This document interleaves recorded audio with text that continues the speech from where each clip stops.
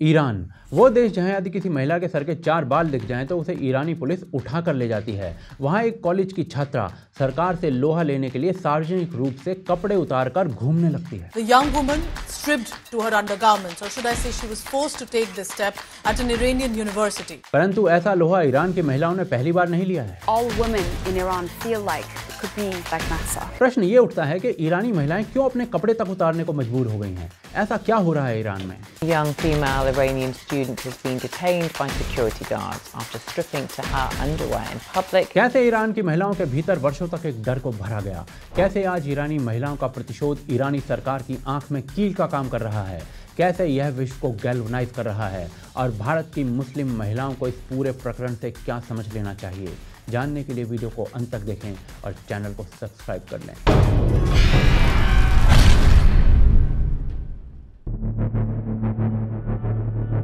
देखिए, ईरान जैसे देश में जहां रिलीजन छोड़ने पर मृत्युदंड का प्रावधान है, जहां संसद में सर ढकने के ऊपर बिल बनाए जाते हों, जहां केवल सर से हिजाब हटने पर लोकल प्रशासन आपको जेल में डाल सकता है, उस देश में यदि कोई लड़की प्रोटेस्ट के लिए कपड़े उतारकर खुलेआम घूम रही है तो ये समझना आवश्यक हो जाता है कि भाई ऐसा उस देश में क्या हुआ है। चलिए पहले इस लड़की के साथ क्या हुआ है वो समझते हैं। शनिवार को ईरान की राजधानी तेहरान में जो Azad university of science and research है ना, वहां पर एक लड़की अपने अंडरगारमेंट्स में घूमती हुई पाई जाती है। रीजन बताया गया कि इस लड़की ने अपने साथ हुए यौन उत्पीड़न के विरोध में अपने कपड़े उतारकर विरोध व्यक्त किया है। इस घटना के बाद लड़की को गिरफ्त में ले लिया गया और ईरानी न्यूज़लेटर के अनुसार इस लड़की के साथ मारपीट भी की गई। ये लड़की जिस यूनिवर्सिटी में पढ़ रही थी उसके प्रवक्ता ने कहा है कि भाई ये लड़की की जो मानसिक स्थिति थी वो ठीक नहीं थी और इसे कोई दिमागी बीमारी है। इस पूरे मुद्दे पर रेखांकित करने वाला शब्द है यौन उत्पीड़न। अब सवाल यह आ जाता है कि वो कौन सा यौन उत्पीड़न था जिसके विरोध में इस लड़की ने यह हरकत की है।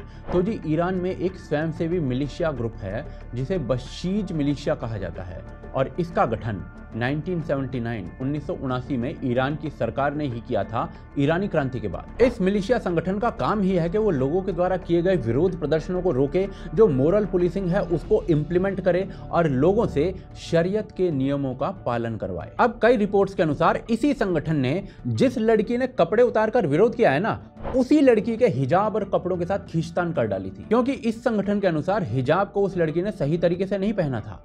सरल शब्दों में इस लड़की पर ईरानी सरकार ने हिजाब एनफोर्स करने का प्रयास किया तो इसने अपने कपड़े उतारकर सरकार के विरोध में प्रोटेस्ट कर डाला, जिसे पूरी दुनिया कवर कर रही है। परंतु हिजाब इतना बड़ा इशू कैसे बन गया ईरान में? तो जी 16 सितंबर 2022 को 22 साल की माशा अमीनी को पुलिस ने बंदी बना लिया था, हिजाब ढंग से ना पहनने के कारण, जहां पर उसकी बंदी गृह में ही मृत्यु हो गई थी। और इसके उत्तर में लाखों महिलाएं ईरान के अंदर सड़क पर उतरती हैं और इन प्रोटेस्ट में 700 लोग, जिनमें से 60 महिलाएं थी, अरेस्ट होते हैं। इस पूरे आंदोलन में कई प्रकार के प्रोटेस्ट किए जाते हैं, जैसे कि अनेकों महिलाएं अपने बाल काट काट कर ईरान की सरकार के विरुद्ध प्रोटेस्ट करती हैं, अनेकों महिलाएं अपना बुर्का और हिजाब जला देती हैं और ईरान की सड़कों पर क्लैरिक्स यानी कि जो शिया मौलवी थे उनकी पगड़ी उछालने के दृश्य नॉर्मल होने लगते हैं। और इसी बीच लाखों की संख्या में लोग रिलीजन छोड़ रहे हैं, ऐसी सूचनाएं आने लगती हैं। यह प्रदर्शन इतना बड़ा बन जाता है कि वैश्विक स्तर पर महिलाएं, यहां तक कि सेलिब्रिटीज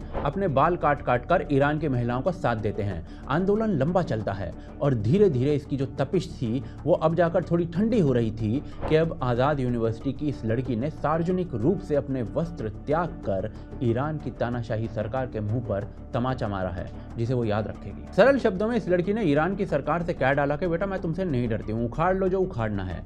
और लोग अब इस लड़की के सपोर्ट में आ रहे हैं। प्रश्न ये कि स्थिति ऐसी कैसे बन गई कि महिलाएं अपने कपड़े तक उतारने पर विवश हो गई हैं? ये विवशता एक दिन में नहीं बनती है। इस विवशता के पीछे सालों तक थोपा गया एक डर होता है जो हर दिन लोगों के मस्तिष्क में बिल्ड किया जाता है। ये डर इतना बिल्ड किया जाता है कि अचानक एक दिन डर लगना बंद हो जाता है और लोग प्रदर्शन करते हैं। कैसे बिल्ड किया गया ईरान के लोगों के मस्तिष्क में इस डर को, वो आगे देखते हैं। ईरान जो स्वयं को एक इस्लामिक गणराज्य कहता है, वो वास्तव में एक गणराज्य कम बल्कि इस्लामिक मौलवियों द्वारा चलाया जाने वाला राज्य अधिक है, जिसके चलते ईरानी संविधान में शरिया कानून एक नींव की भूमिका निभाता है। अब कई कानून शरिया के सिद्धांत पर स्थापित किए गए हैं, जिनमें से एक है महिलाओं के लिए हिजाब पहनने की अनिवार्यता। अब ये जो हिजाब है ना, इसका महत्व ईरान में केवल एक वस्त्र का नहीं रह गया है, यह एक सिंबल है, एक प्रतीक है कि कैसे ईरान के राज्य तंत्र ईरान की बसी हर महिला के जीवन को नियंत्रित कर सकता है। इस कानून का पालन भी कठोरता के साथ किया जाता है, इतना कठोरता के साथ कि 2010 में ईरानी महिलाओं की फुटबॉल टीम को खेलने से प्रतिबंधित तक कर दिया गया था। क्यों? क्योंकि उन्होंने अपने खेल के दौरान हिजाब को हटाने की मांग की थी। और उसी वर्ष यानी 2010 के अगस्त के महीने में एक ईरानी अभिनेता को 90 करोड़ का दंड दिया गया था। क्यों? क्योंकि उसने ना एक प्रतिबंधित फिल्म में कार्य किया था। परंतु आज जो ईरान में ये रिबेल प्रोटेस्ट के अंगारे दिख रहे हैं ना, इन अंगारों को हवा देने का काम आज का नहीं है, 2009 में प्रारंभ हो चुका था।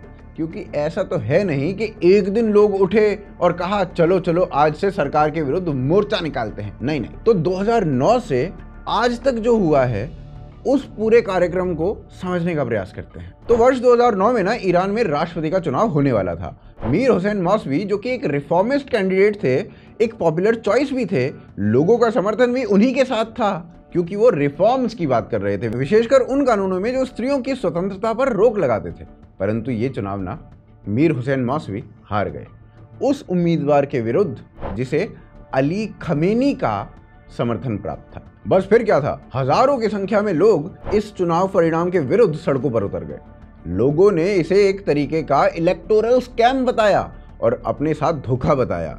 इस पूरे घटनाक्रम को ग्रीन मूवमेंट का नाम दिया गया। इस आंदोलन से ईरान के लोगों ने स्पष्ट कर दिया था कि वो ईरान के राजतंत्र में बदलाव चाहते हैं। अब 2009 से सीधा चलते हैं 2015 में। अब लोग प्रदर्शन कर रहे थे क्योंकि ईरानी सरकार ने मोरालिटी पुलिस को खुली छूट दे दी थी कि वो हिजाब कानून को सख्ती से लागू करे। और वहीं 2016 आते आते इसी कानून के चलते कई मॉडल्स को ईरानी पुलिस ने डिटेन कर लिया था और लोग ना इस मामले में भी विरोध प्रदर्शन करने के लिए आए और प्रदर्शन भी विचित्र हो गया।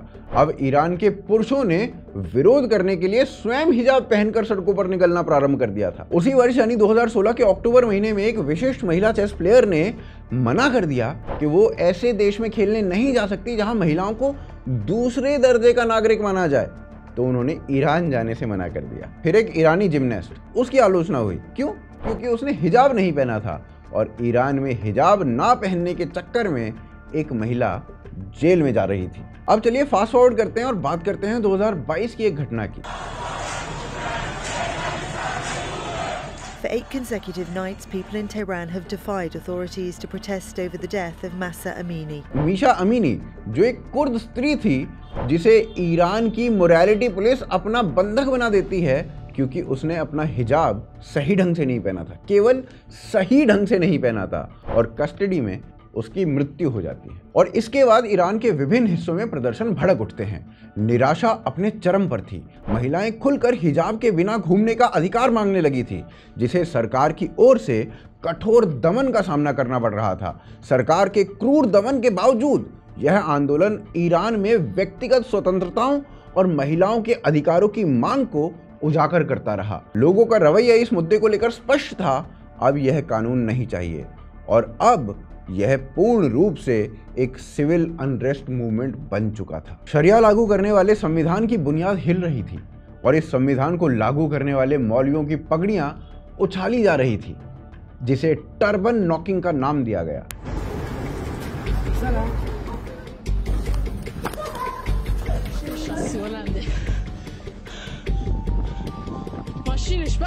ये जो उदाहरण थे ना, ये तो केवल 2010 के बाद के कालखंड के उदाहरण थे। वैसे ये कानून ईरान में इस्लामी क्रांति के समय से मौजूद है, एक ऐसी क्रांति जो धार्मिक विचारधारा से प्रेरित थी, जिसका उद्देश्य एक इस्लामी यूटोपिया का निर्माण करना था।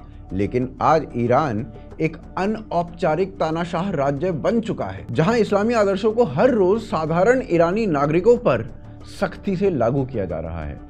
जो व्यक्ति अपने घर से बाहर निकलता है उसे 2 बार ये सोचने पर मजबूर होना पड़ता है कि क्या उसका ड्रेस कोड सही है या उसने अनजाने में कोई कानून तो नहीं तोड़ दिया। पर यहाँ पर प्रश्न ये उठता है कि क्या आधुनिक ईरान की शुरुआत से ही ऐसी स्थिति थी? आइए इसे ना अगले अध्याय में ढंग से समझते हैं। पिंजरे में बंद चिड़िया के पर एक बार जब खुले आसमान में उड़ने लगते हैं तो वो वापस पिंजरे में आने के बारे में सोचने भर से घबरा जाती है।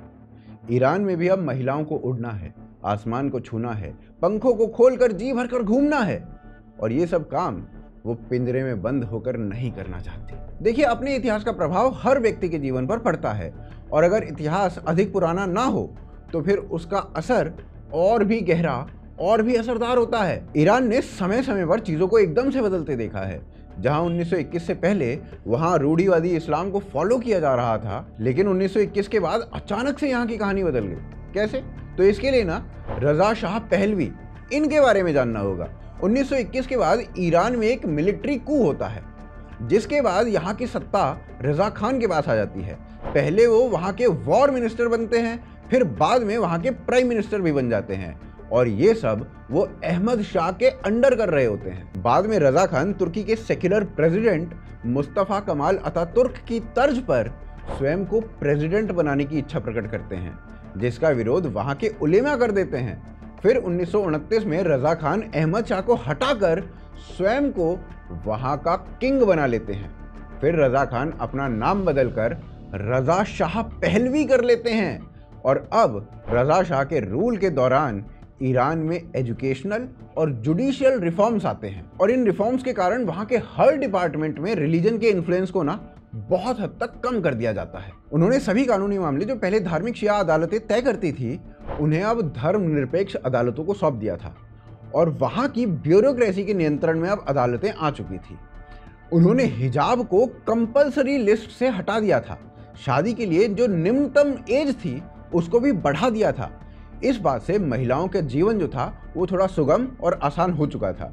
1926 में सबसे पहले उन्होंने उन महिलाओं को पुलिस प्रोटेक्शन दिया जो हिजाब नहीं पहन रही थी या नहीं पहनना चाहती थी। 7 जनवरी 1936 को उन्होंने एक ऑर्डर पास किया, और उसमें ये कहा गया कि सभी फीमेल टीचर्स को, सभी मिनिस्टर्स की पत्नियों को, हाई मिलिट्री ऑफिसर्स को और गवर्नमेंट ऑफिशियल्स को वेस्टर्न कपड़े ही पहनने हैं, ना कि हिजाब या बुर्का, जिससे वो एक एग्जाम्पल सेट कर पाएं अन्य महिलाओं के लिए। रजा शाह ने अपनी बेटी और पत्नी को लोगों के सामने बिना किसी नकाब के आने को कहा, और उन गवर्नमेंट ऑफिसर्स को जॉब से निकाल दिया जिनके घर में महिलाएं किसी तरीके का हिजाब या बुर्का पहनकर पब्लिक में आती थी।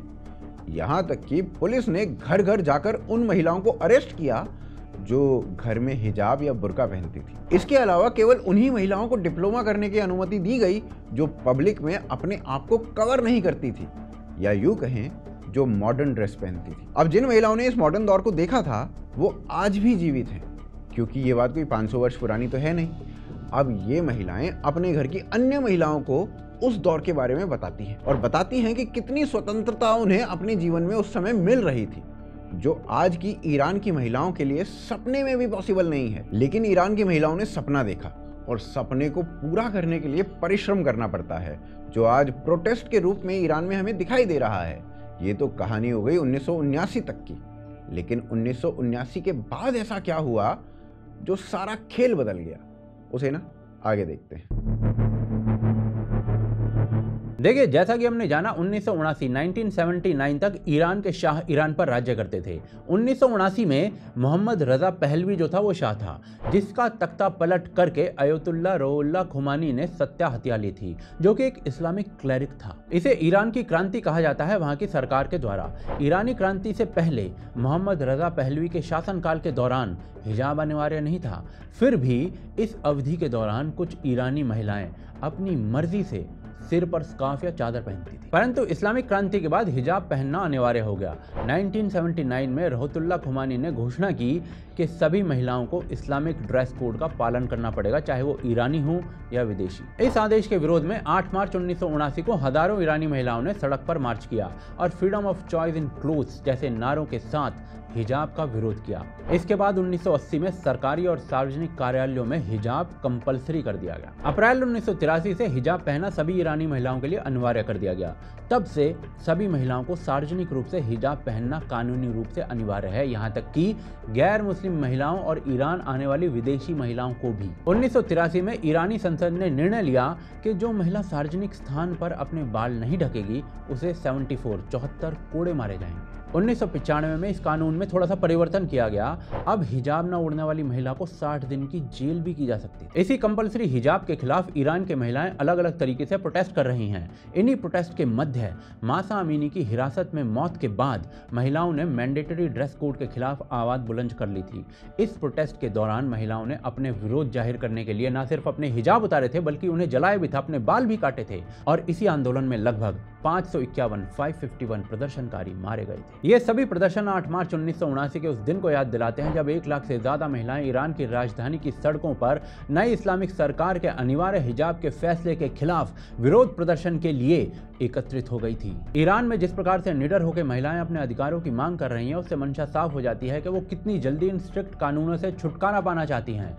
महिलाओं द्वारा चलाए गए नो टू हिजाब, माई फ्रीडम और वाइट वेडनेसडे जैसे अभियान इनके संघर्षों की दास्तां एक प्रकार से बयान करते हैं। और सरकार ना जितनी सख्त हो रही है उतना ही उसे नुकसान हो रहा है, क्योंकि ईरान में लोग रिलीजन को छोड़ रहे हैं। जून 2023 में मोहम्मद अबुल हसन दौलवी नाम के एक ईरानी इस्लामिक क्लरिक का बयान आया था कि ईरान में 75,000 मस्जिदों में से लगभग 50,000 बंद होने की कगार पर हैं, बंद हो चुके हैं, क्योंकि उनमें लोग ही नहीं जा रहे हैं। और इसका बड़ा कारण सरकार की सख्ती है। यदि रिलीजन ही नहीं रहेगा तो रिलीजन के नाम पे बनी सरकार कैसे रहेगी? 2018 में एक सरकारी सर्वेक्षण राष्ट्रपति हसन रूहानी के द्वारा करवाया गया था, जिसमें यह पता चला था कि लगभग 50% ईरानी अनिवार्य हिजाब के खिलाफ थे। यह रिपोर्ट ईरानी राष्ट्रपति कार्यालय की शोध शाखा सेंटर फॉर स्ट्रेटेजिक स्टडीज द्वारा निकाली गई थी। 2020 में गमान द्वारा करवाए गए एक सर्वेक्षण में पता चलता है कि 58% ईरानी हिजाब में बिल्कुल भी विश्वास नहीं कर रहे हैं और 72% अनिवार्य हिजाब नियमों के खिलाफ थे।